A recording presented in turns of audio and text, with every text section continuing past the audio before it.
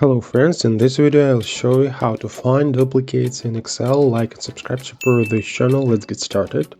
To find duplicates, use the conditional formatting tool. Let's select the range that needs to be checked.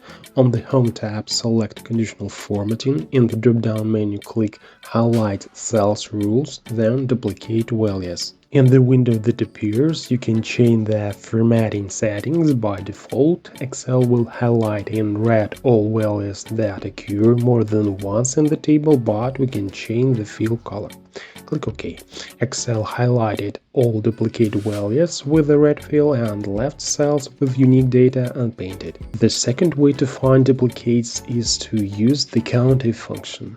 The function counts the number of cells whose values correspond to the specified criterion. We enter the function, then the range in which we will look for duplicates. Be sure to fix the first and last cell of the range with the F4 key so that the range doesn't change.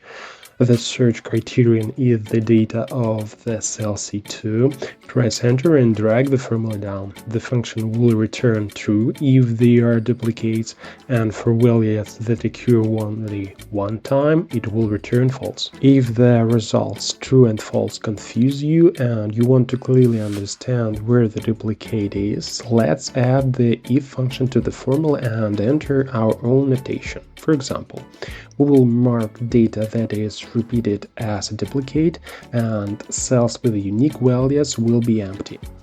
That's better. Now we can clearly see where the duplicate is and where the unique value is. We can also count the number of repetitions of one value in the range. We use the same COUNTIF function. Select and fix the range, then enter the criterion for calculation and press enter.